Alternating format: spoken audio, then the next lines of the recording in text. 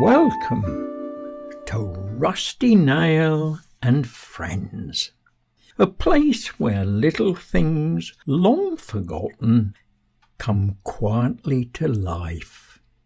In a garden shed, the smallest of friends find the biggest of adventures. So snuggle down and get comfortable, and let the story begin.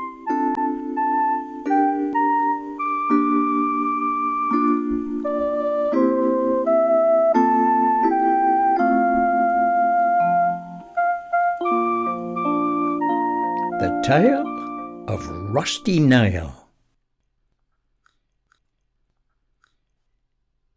You may well be wondering how such strange characters came to be living in Maurice Wainwright's garden shed. Even Mr. Cullip from next door would often say, "Wherever did you get that thing, Maurice? Tell me, what possible use is a cross-threaded wingnut and that old rusty nail?" Rusty Nail, however, had not always been rusty. She had once worn a coat of bright metallic silver and lived with friends of her own age inside a varnished box in Mr. Haylock's hardware shop. Haylock's was a neat little shop, perfumed with paraffin and firelighters, where all the little polished drawers and boxes had pink and green cardboard labels. The card fixed to the front of Rusty's box read, "Large nails," and in brackets, "may be sold in ones." Then one Saturday morning, before Rusty had even finished her breakfast, she was dropped into a brown paper bag and carried away by the church warden, who wanted a big strong nail to secure one of the oak shutters high in the bell tower.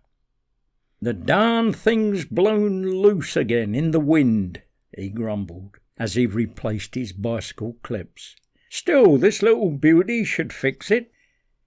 But just as he wriggled through the narrow gap in the slats and balanced precariously on the sill, the church warden only managed to strike his thumb with his large claw hammer, sending the nail tumbling down onto the roof below to a chorus of very strange-sounding words. Rolling faster and faster down the steep roof, Rusty Nail closed her eyes and waited for the inevitable plunge into the graveyard below. She could hardly believe her luck, when instead she dropped into a gap between the old red tiles on the chancel roof, and there she remained for many years, slowly turning a deep orange colour, apart from some very damp seasons when she took on a green mossy hue.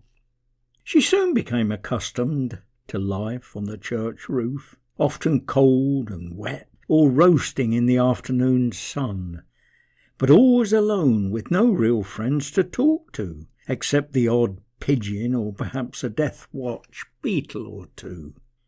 On Sundays she could hear the choir singing hymns and the sound of the organ seeping through cracks in the tiles, but often had to block up her ears when the bell ringers were practising. Then one autumn, after a group of elderly ladies had complained about water dropping onto their Sunday hats, some workmen arrived to replace the cracked tiles above the chancel. It was then that Rusty Nail, along with the broken roof tiles, was sent hurtling down a long dark chute into the rubbish skip. Scrambling through the dust and the broken laths, she managed at last to leap over the side of the skip and hide in the long grass by the church door. Rusty enjoyed living in the churchyard, strolling among the gravestones and talking to the mice and crickets, and often hearing the familiar voices of people she'd once seen in Mr. Haylock's hardware shop.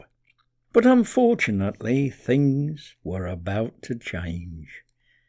A brand new motor mower had just been delivered to the caretaker, Mr. Henry Slowly, and soon became his pride and joy.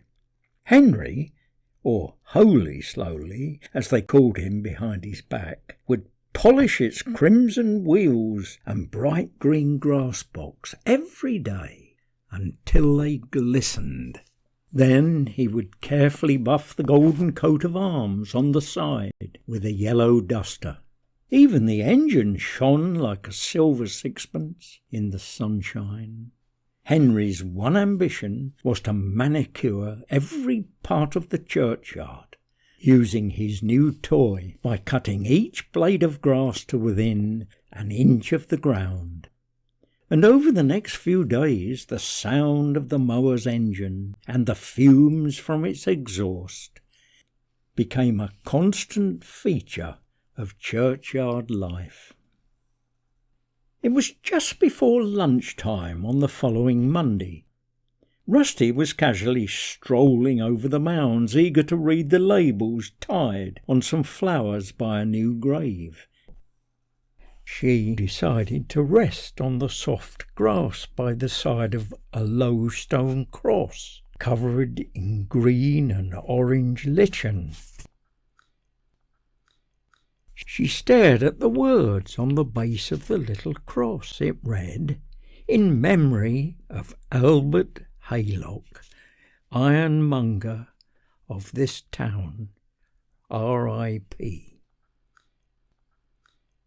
A strange, unfamiliar feeling of great sadness suddenly swept over her little iron body, causing it to vibrate like a rusty tuning fork. Images of the little shop she had once known and loved flashed through Rusty's mind. The varnished boxes with pink and green labels, and the kindly voice of old Mr. Haylock swam round and round inside her head. At that moment, Holy Slowly and his mower came roaring over the hill and down the slope. Rusty desperately tried to leap clear as the mower swept over her, but it was all too late. There was a horrible crunching sound and the bang from the exhaust pipe as the engine choked to a sudden stop, and Rusty found herself jammed tightly in between the cutting blades. Holy Slowly's face turned from pink to crimson as he stamped up and down the slope, puffing on his pipe like a steam engine. "Wherever did that confounded thing come from?" he screamed. "A rusty nail in the churchyard? I don't believe it. Just look at my mower," he held, gazing in disbelief at the twisted cutting blades, and almost bursting into tears. But nobody did look at his mower, or even stop. They just strolled past, carrying bunches of flowers and watering cans, trying their hardest to ignore the strange man, puffing clouds of smoke from his pipe, while walking round and round in circles. Except, that is, for the church warden, who happened to be passing at the time and glanced knowingly at the bent nail sticking from between the cutting blades of Henry's mower. "Take it to the blacksmith, Henry. He'll know how to fix it," he mumbled, before hurriedly walking on, whistling a familiar hymn tune. It took several weeks to repair the mower, and even then, Henry Slowly said that it never cut quite the same again, so he only ever bothered to mow the bits by the path at the front of the church. After that, he used his old scythe on the rough ground. For several days, the blacksmith kept the bent nail in his overall pocket to show his mates at the Rose and Crown, where they all found the story of Holy Slowly's mower quite hilarious.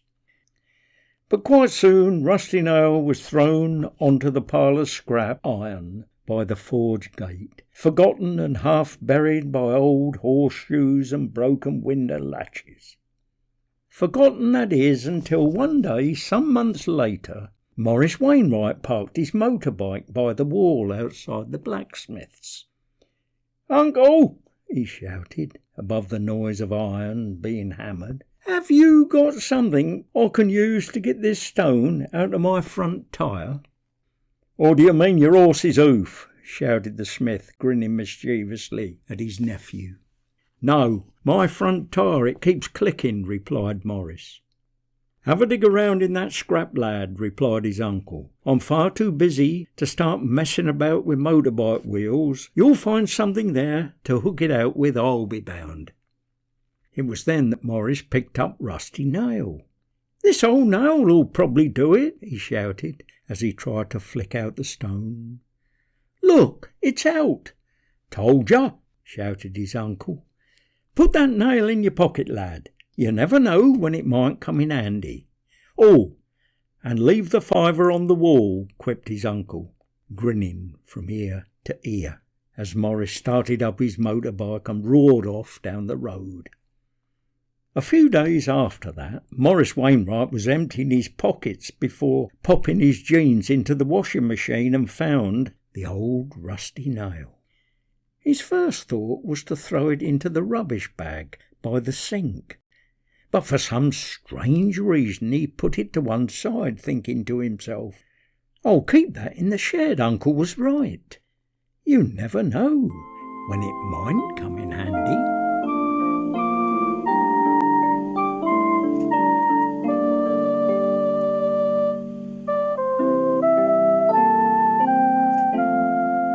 And now it's time for everything to rest, just for a little while.